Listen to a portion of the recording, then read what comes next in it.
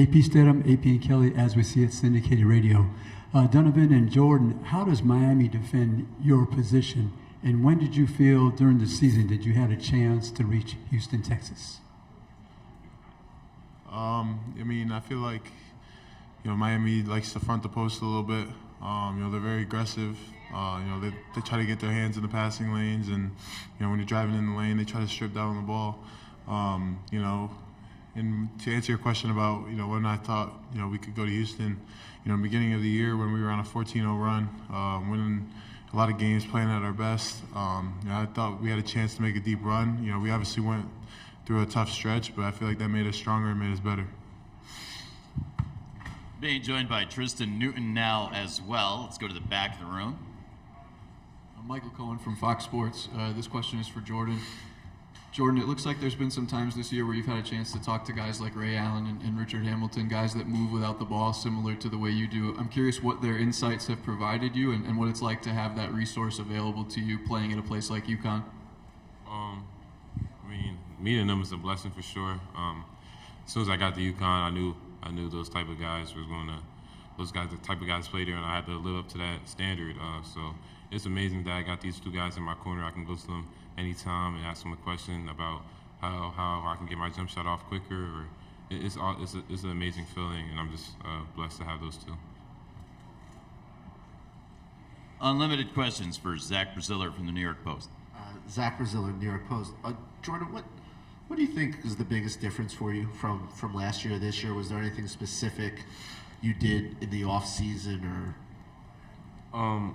I think just my mentality changed completely. I feel like I had the skill to do it, to do what I can do now last year, but my mental wasn't all the way there with my game. So I think that's the biggest thing that changed. If Zach has a follow-up, please, Zach. How did your mental change? Just getting older, growing as a player, getting more experience in the Big East, playing with the guys, getting used to my program. Yeah. Next question is for Lane. Lane's in the center of the room, same area. Hey there. This is for either Donovan or Jordan, but obviously there was a couple of transfers that came in that provided a lot more senior leadership to this team, and that pretty much everyone from last year's team that was an upperclassman left. Yeah. How important was it to have that piece in the mix this year, and what do you think players like Tristan bring? Jordan first, please, then Don. Last year we had a completely different team. We had a lot of older guys leave, and so we knew it was going to be a relatively young team. So Coach did a great job bringing guys like Tristan, Haas, other transfers in, senior leadership. Tristan brings so much to this team on and off the court. He's a great guy and a great basketball player. So. Don. Yeah, I was around the program last year, watching practice and games and stuff, but over the off season and the summer, when Coach was bringing in these transfer guys, we all just started to bond together well, and like people like Tristan, Haas, Joey, all the transfers, they all help us out in big ways. We got a deep bench because of the transfers, and I feel like that helps us out a lot. Next question, on the right side, Kevin. Kevin Sweeney from Sports Illustrated for Donovan. I'm curious what you've learned this season from going against Adama in practice. Yeah, Adama has made me a much better player throughout the whole year. He's so talented on both ends of the floor. His footwork is, amazing. So trying to, defend him and keep, stay on my feet and stay physical, it's been a challenge for me all year. But he prepared me for the Big East play, and he prepared me for the highest level like that we're in now. Adama, all credit to Adama. He's a heck of a player, and he's definitely helped me improve throughout the year. Just a housekeeping item real quick. Joey Calcaterra is available in the locker room. He won't be in the main interview room today. Let's go to that same area, and then we'll come back to Zach. Let's get a microphone. That's the back left microphone. Michael Cohen from Fox Sports. Donovan, when it comes to Jordan's ability to hit shots, part of that comes from him and part of it comes from the screens that guys like you and Adama and Alex set. I was wondering if you could describe sort of like the choreography that goes into learning the way Jordan wants to play and him learning the way you guys set screens and how that's developed over the course of this season. Yeah, throughout the season, Jordan just was a knockdown shooter, and when I'm trying to hand the ball off or set a screen, I gotta force the guy to try to go either under or over, and just make sure I hold my screen just so that he gets as much space as possible to get a shot off quick. That every guy's going to chase Jordan off of a pin down or a ball screen or whatever, just because how lethal of a shooter he is. So I just gotta coach calls it headhunt, and just gotta find the body and screen and hold my screen. Next question's for Zach, then we'll go to John. For any of the guys, really, what has been the message when Jim Calhoun has met with you guys? What's been his message? And when you have someone who obviously has been to the top like he has, how helpful do you think it is that he's still around the program? Tristan's first answer? Yeah, his experience and leadership is good for us.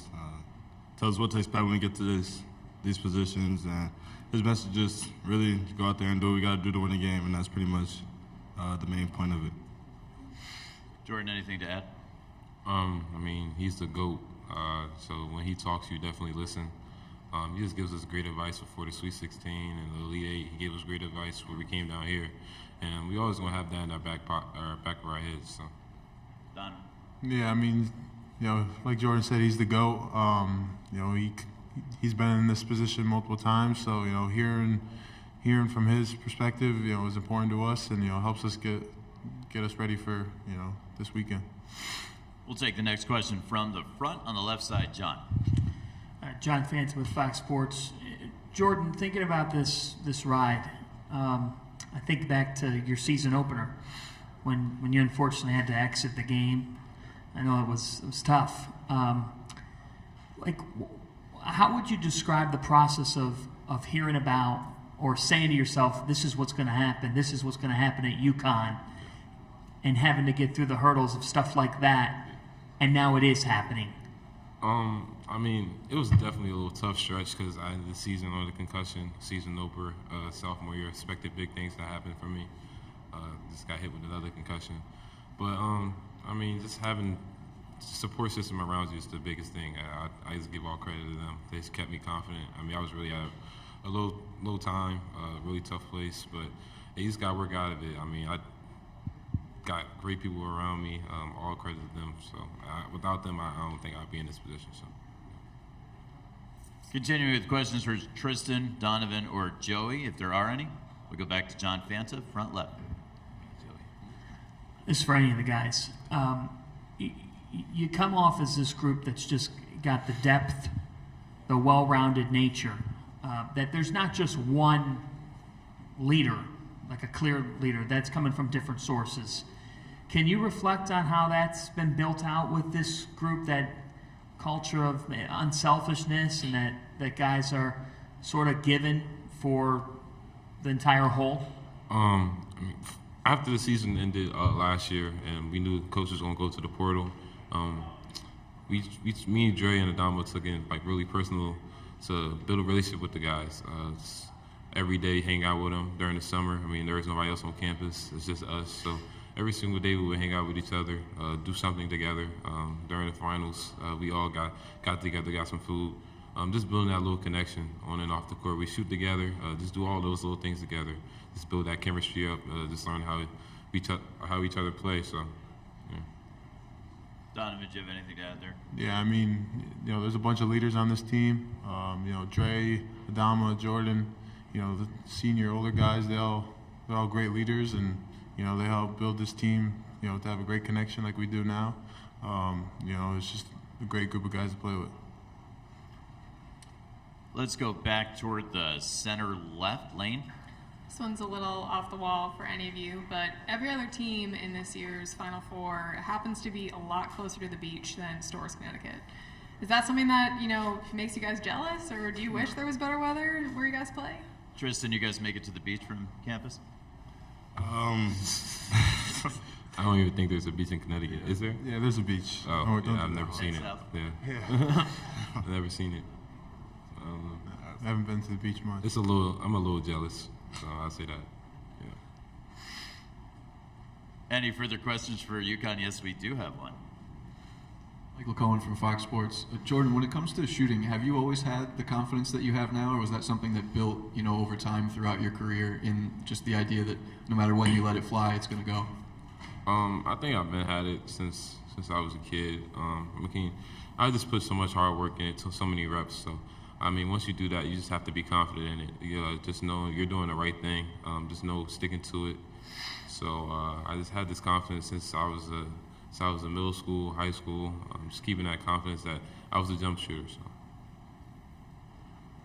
Any additional questions for these student athletes from UConn?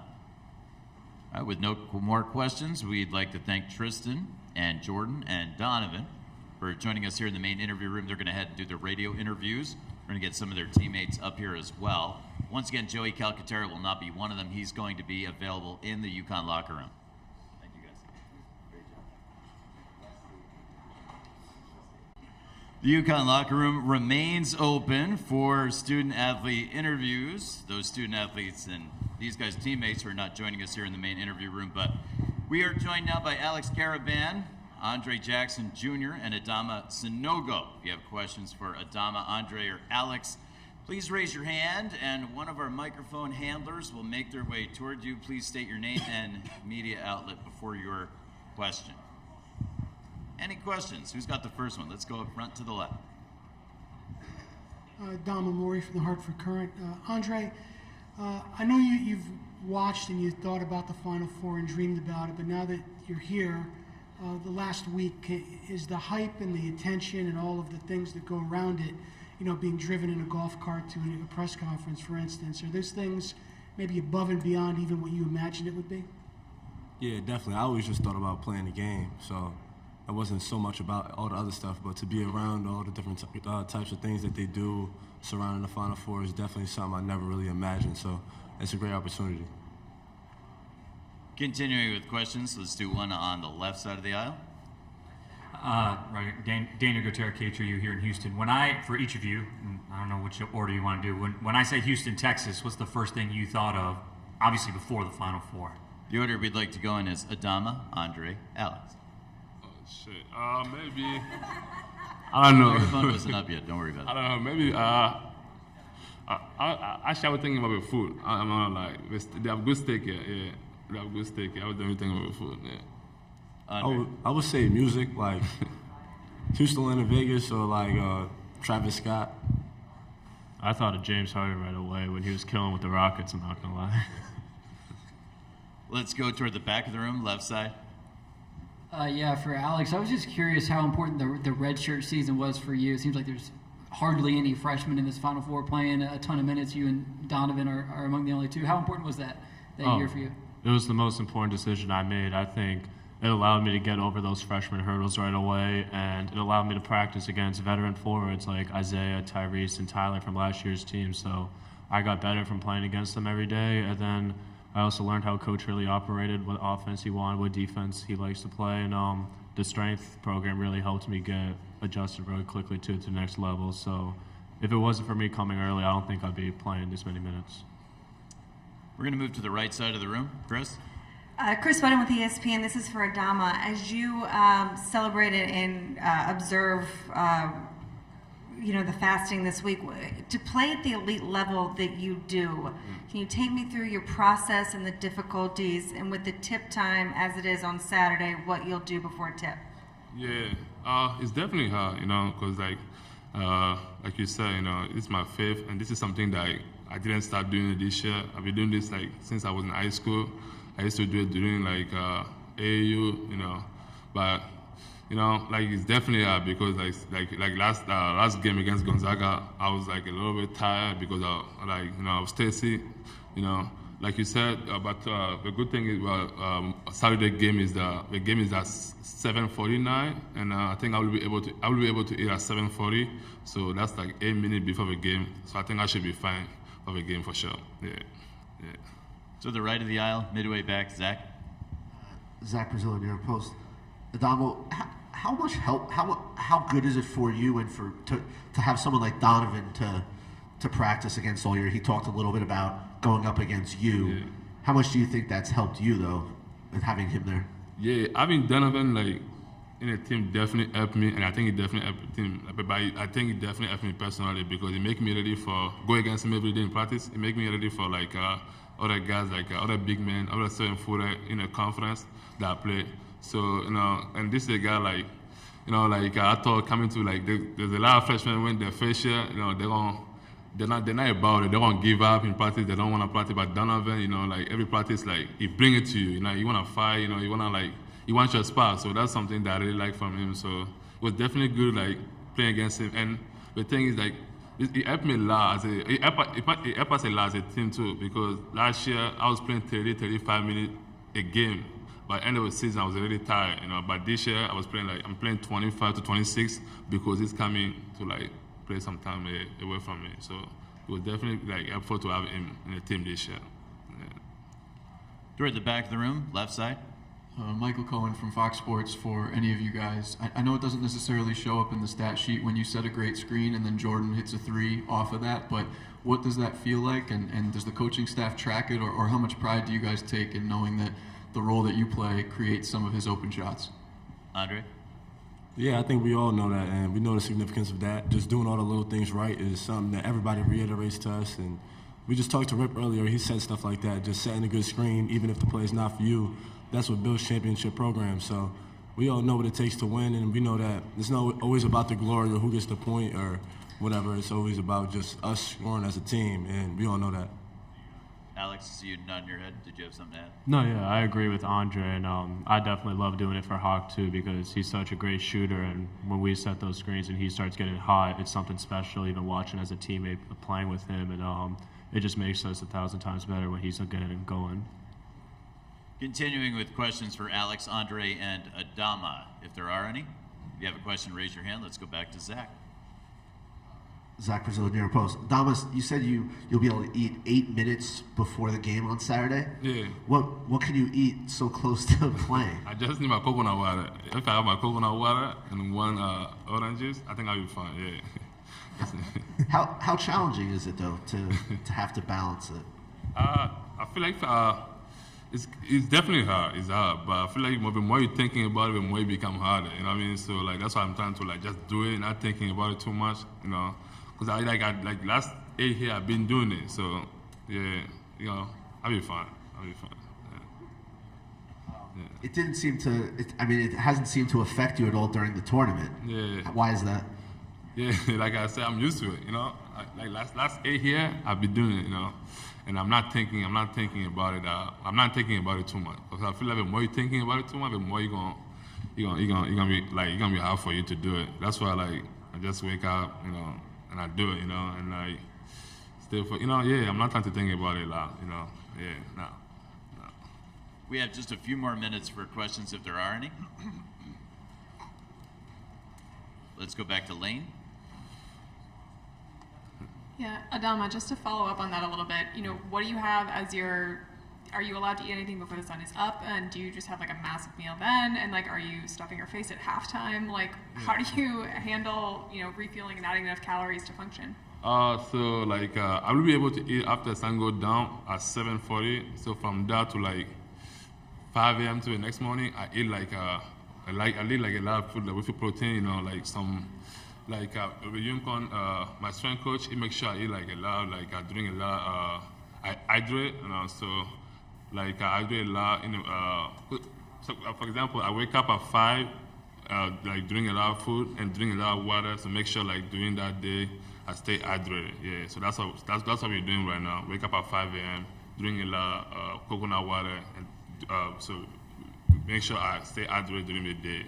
Yeah, so that's our plan right now. Yeah. We got a question on the left side. Alex, your assists are really up in the last 10 or 15 games, over 2 per game. Is that a conscious decision, something the coaches told you about, or just you becoming more comfortable now with the offense, knowing what your teammates are going to be? Yeah, I think it's just being more comfortable with the offense. I think the coaches always gave me the freedom to attack and make the right reads. I think I just got more comfortable out there on the court, being aggressive at times, and just getting used to the college experience of reading defenses better to where I could find my open teammates easier than just credit to them for making the shots. We have another question, Kevin? For Andre, it's Kevin Sweeney for Sports Illustrated. I saw a stat earlier that 27 of your 31 assists in this tournament have led to a dunk or a three. What does that say about the shots that you're creating when you're distributing the ball? I would just say that a lot of times when I make plays, it's in transition, and a lot of guys run the floor well. We got some athletes, they get out in transition and get some dunks with Adama, and I really like to pass it to the three-point shooters because, you know what I mean, that gives the team a lot of momentum, and that's kind of the strength of a lot of the players I'm playing with. So that's something that I just like to do is get guys like shots close to the rim and threes. Is there a final question for any of our UConn student athletes? With no more questions, we'd like to thank Alex, Andre, and Adama for joining us here in the main interview room. See some of you guys tomorrow. UConn head coach Dan Hurley will be here in the main interview room from 3:20 until 3:40. The UConn locker room is probably closing about right now. .com.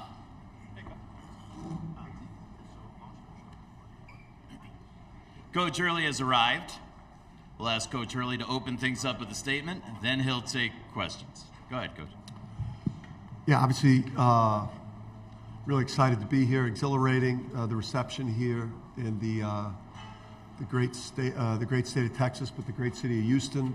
Just feel so welcome, by the people. It's great to get on the stadium today and get on the court and put the work in, prepared for our biggest challenge of the season. This Miami team that's playing great. Coach, we're going to open things up with two questions on the left side. This is the front left microphone, and Zach will begin. Zach Brazil, New York Post. What's up, Dan? What's up, Zach? Isaiah Wong said he nearly committed to you, or not nearly, but you guys were very involved with him. Did he say he almost committed? Because that's a heartbreaker. I thought we were a distant second, but. What do you remember about recruiting him, and did you feel like you guys had a good shot to get him? I think you get a sense on the visit whether you're going to get the gold or the silver. I think we always felt like we were a little bit behind, but we imagined the potential backcourt of him and Bouknight, and it was obviously an exciting dream that didn't come to fruition. Just loved him as a player. He, Jersey guard, athletic and could score, can play make, a heck of a defensive player. It's not surprising that. That he's led his team to this point and is eventually going to have a long career in the NBA. Coach, in that same area, let's go up a row. Okay, we can take that one also. We'll take that one first, then Adam after that. I'm good to go. Dan, Jonathan Alexander, Houston Chronicle. What's up? Thanks for doing this. Some of your players were talking about, the reason why they think they've been good throughout this tournament is because of the depth they had. How important was that you in crafting this team and building this team throughout the season? And when did you feel like it really became a strong suit for you guys? Yeah, I think, Jonathan, last year, the lack of depth caught up to us in the Big East tournament and in the NCAA tournament. Our bench was really short last year. And I just think, coming out of that loss to New Mexico State, we understand that, or I understood that the best teams I've coached in college were 8, 9, even 10 deep with quality. Because of how hard we play, you've got to have a deep team, and felt like last year's team gassed out. The depth. We're able to play in a pretty relentless fashion defensively, on the backboard, and in attacking you offensively because we were able to keep people fresh. I think Adama Sanogo has been one of the best players in the NCAA tournament, in large part because we've been able to keep him fresh this year. Last year, this time of year, he was playing 34, 35 minutes a game as a big guy. This year, Donovan Clingan, being able to keep him fresh has been a big reason why he's been able to dominate and that we're still playing. Third row, right side, Adam Zagoria. I did not raise my hand, but not this time. Now I feel like And you didn't get into Davidson, did you? No, I'm going to ask you a question. My daughter verbally committed for pole vault to Davidson. Thanks for asking. All right, congrats to her. I I didn't raise my hand, but Andre Johnson's a walk-on. He's got a NIL deal, he told me, with Degree. Yeah. Just what does it mean that even like a walk-on can get an NIL deal, and what does that say about opportunities for everybody with NIL? Yeah, I mean, listen, he works hard. Walk-ons, it's not real glamorous. I know, they're practice dummies, and they rarely get a chance to play, and it's all about how they help your team to prepare. And we goof on him. I goofed on him today. He screwed up a couple drills. I started, making fun of him about that, because my wife walked out this morning on the street and saw him on like a video advertisement. So, I mean, I don't know. It's great for him. He's a great kid, and it was just strange that she saw him in an ad this morning on her walk. Second row on the aisle. Second row, please. Dan. Dan Wolken, USA Today. Dan, I know, like everybody in your profession, you were aware of the NIL activities going on around Miami a year ago. It was very highly public. Just at the time, what did you make of that? I mean, was it the kind of thing where, as a coach, you're looking at that going, boy, this is going to be interesting to see how it plays out when it's this public? Yeah, I think it was a real shock, I think, to the system, because NIL, I just know, I just consciously during the course of our season, and like we're pretty locked into the coaching piece, but it's almost like the NIL during last season was like still like a, I don't want to say like a rumor, or and then that hit you like that sent shockwaves, I think, when we saw that and how it was playing out publicly. It's obviously it's where things are headed. These incredible athletes, deserve everything that they can get, and I think obviously, the coach and their staff did a heck of a job,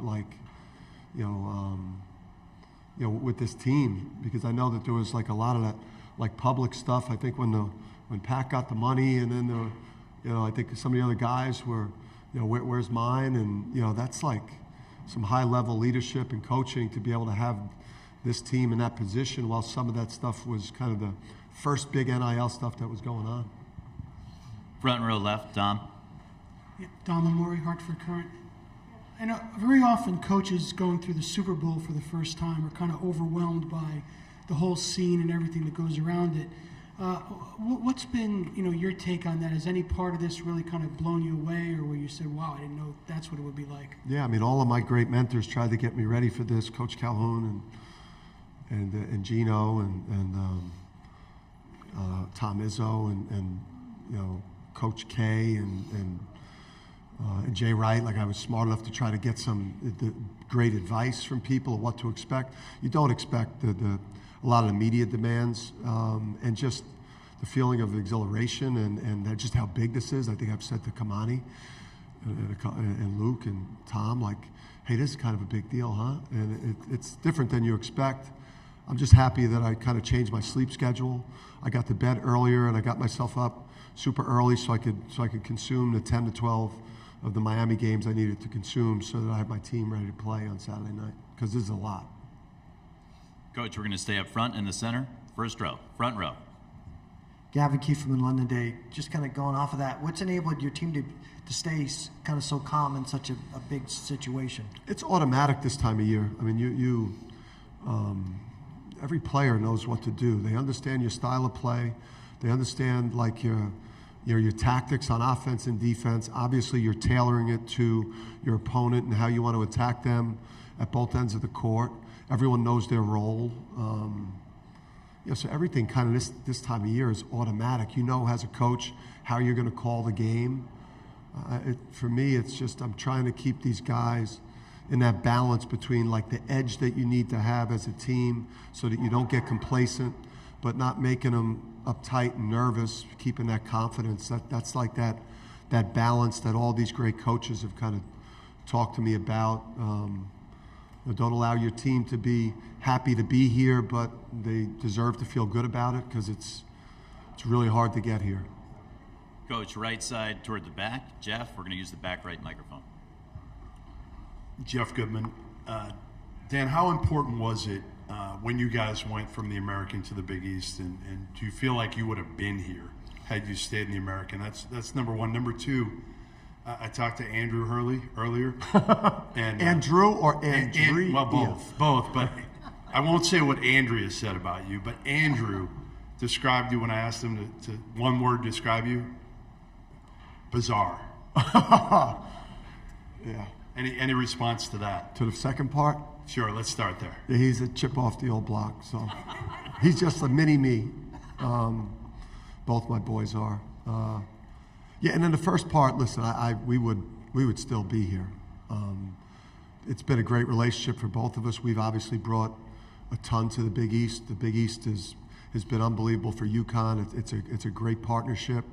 I think we're great for every team in the league. I think, having big brand programs, that are playing at a high level, it only enhances everyone's opportunity in the league. And obviously at St. John's and Georgetown and all those moves in our league, I think is great for everybody. Again, like we recruited James Bouknight and R.J. Cole and Tyrese Martin and a Cook, and we started kind of putting this thing together.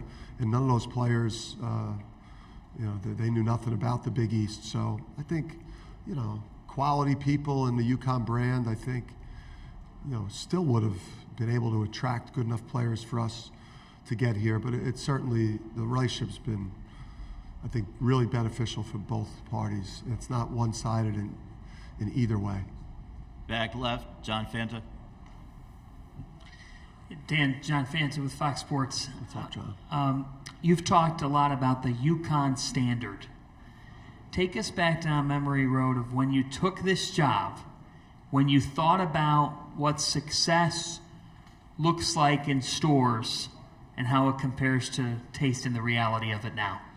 Yeah, it's, you don't go from Rhode Island to a place like UConn unless you have some, high level internal motivation to be challenged at the absolute highest level as a coach and as a player, because you're going to be graded against the greatest coaches and the greatest players to play college basketball in the last 25 years. So you've got to have the stomach to handle that. You've got to have the toughness, the self-belief as players and coaches to want to put yourself in a situation where if you're not getting the Final Fours and you're not competing at the top of the Big East, that you're failing. It's a lot easier to coach or play at places where making the tournament is enough. But I'm for me, when you grow up in the way I grew up, you want to go and challenge yourself all the time. Same area as Zach. Zach Braziller, New York Post.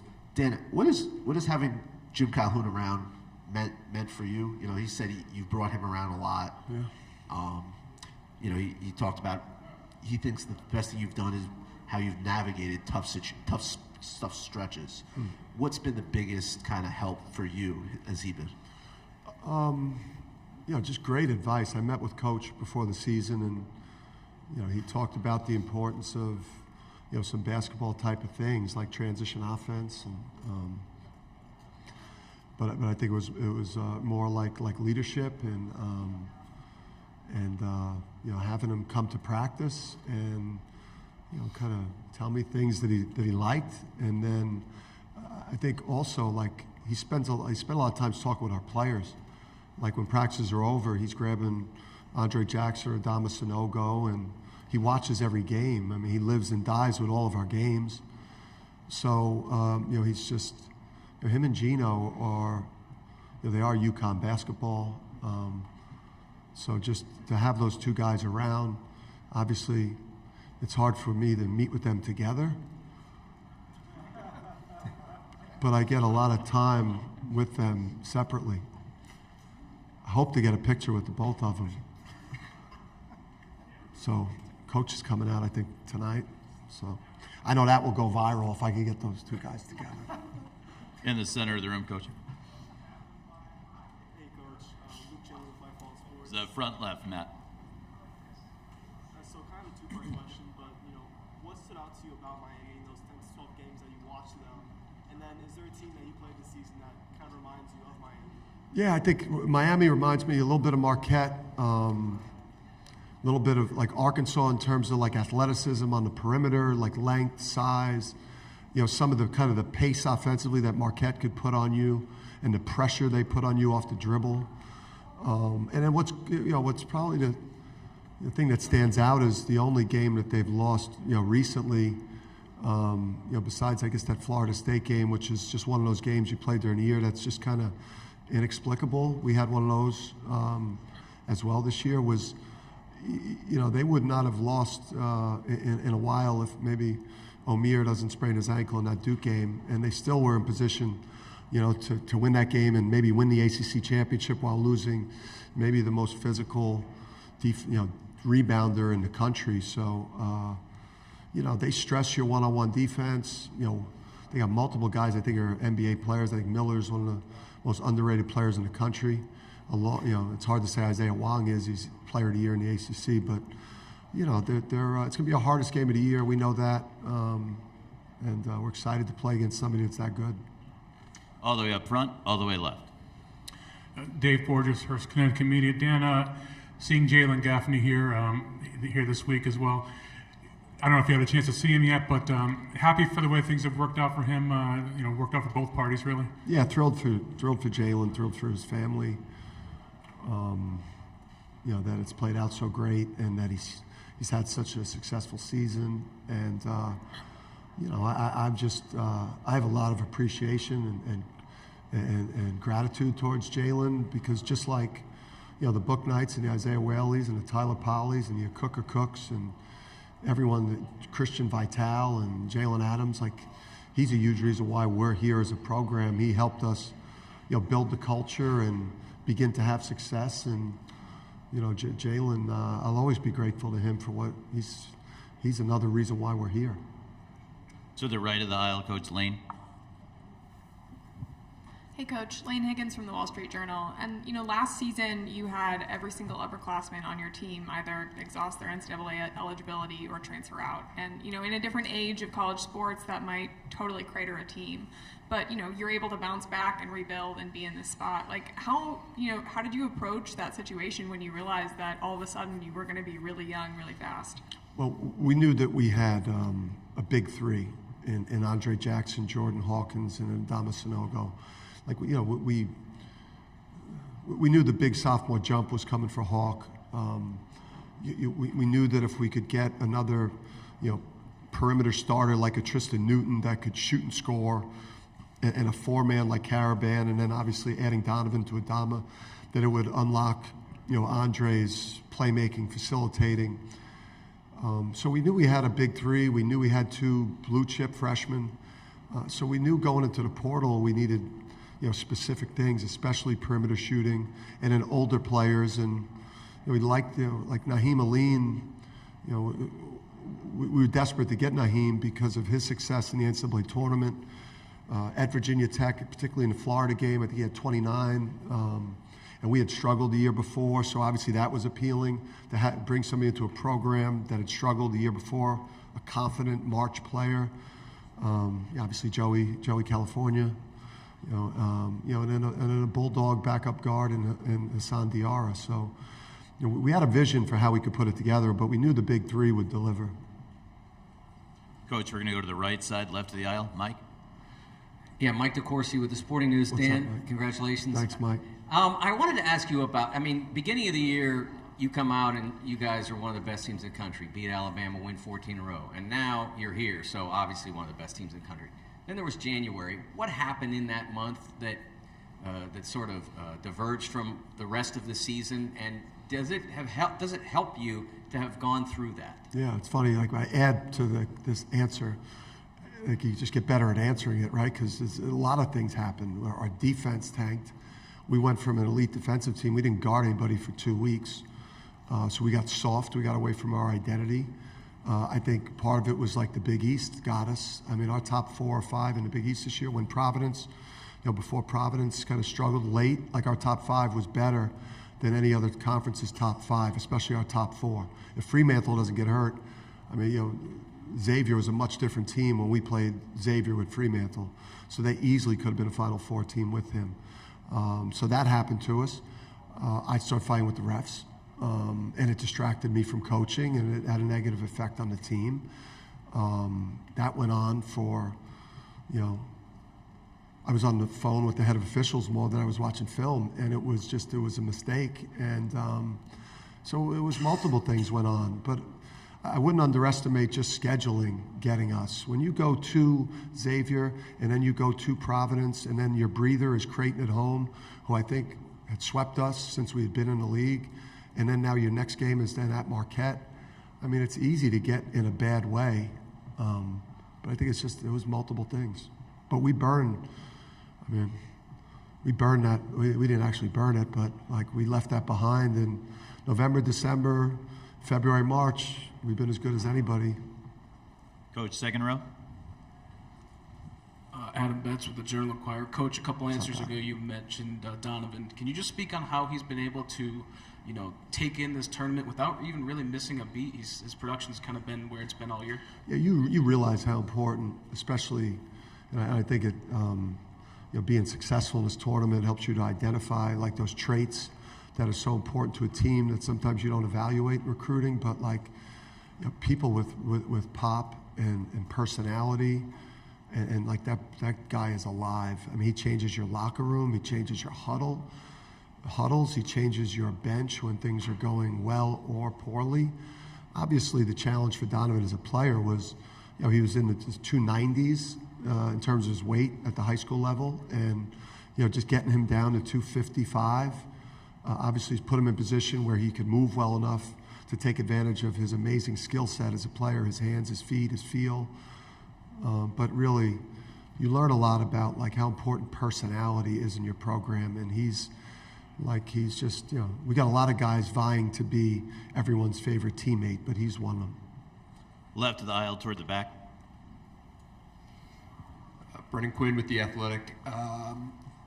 Dan, you talked the last game about how emotional you were pre-game and things like that, and it was the possibility of coaching them for the last time. I wonder how you feel about that kind of half hour leading up to Saturday night, and both yourself and your guys kind of handling the moment, the enormity of it, playing on that stage, and just all that goes into that. Yeah, I think the good thing about I guess this week is that you are so busy doing stuff that maybe there's less time to think about the moment. Obviously, the first couple days were chaotic, but it's been a lot more normal for us in terms of meeting multiple times a day, getting our multiple practices in on the court. And I think it's just you got to be stone cold as you can about this situation. I think all four teams are trying to do the same thing. It's hey fellas, this is a 4-team event, that we're trying to win. It's us, Miami, San Diego State, FAU, and the winner of this 4-team tournament that's going to go on over the course of, 48 hours is going to win a national championship. And that it's the team that plays best and closest to their identity is going to walk away with it. That you don't necessarily got to rise to the moment. Just be at the absolute best of our identity. And I think you got to be stone cold about it, though. Left but side, I will left cry. side. I'll intermittently when the players are not around, Brendan. I mostly just cry around Luke and Kamani and my wife, and then just my family. The players, I think Andre Jackson's probably saw me prior to the Gonzaga game while I was writing game keys and game goals. He saw me sniffling. He saw the tissues come out because I just looked at him and it just made me. The guy's just so awesome to coach and be around. Left side, left of the aisle, and then we got two more for the beat guys up front, and then we're wrapping. Yeah, Dan, David Cobb from CBS Sports. Kind of how do you decide when to use Adama versus when to use Donovan, and what separates those guys and make them unique as post players? Yeah, sometimes it's matchups. Sometimes it's guys got it going.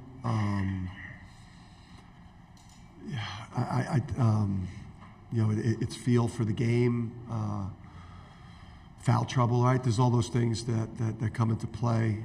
and I would just say it's when you have a center like Adama that has gotten better in the ball screen game, but he's a guy you could throw the ball in the low post to, and the other team has to really seriously think about trapping because he's very hard to guard one-on-one in the post. And then he's a physical, positional rebounder and defender. And so he takes away your team's low post offense because he's hard to score on because he gets such great leverage, and we could bury you with him in the low post. And then you got to deal with that. And then the 7-2 guy comes in who's just a ball screen and roll, and the 7-2 guy is rolling to the rim, and he's a lob threat that teams can't deal with because of the size. And now, and obviously it gets them to think paint. Now it opens up the three-point line. So I think what makes it work so well, it's why I tried to study a lot of, like Matt Painter, one of the best coaches in the country when he had Williams, and he had the two-center attack. We really, this summer, tried to go to school on, what some of that great coach was doing, and that was really helpful. Front and center, final question. This is the front right microphone. Gavin Keefe, New London Day. Dan, how would you describe the personality of the team, and there are a couple of guys of the team that kind of set that personality? Yeah, I think we knew it last March, just what we needed to look for in terms of how guys, I think, would have the ability to handle the pressure moments. So I think, it's a fun group. They're very, very hardworking, obviously, and very serious about the game. But we got tremendous leadership, like world-class leadership on Andre Jackson in terms of vocal and by example. Adama's probably a little bit more by example, but he gives the team tremendous confidence because of how good he is. He's one of the, he's an all-time great big in UConn's program's history.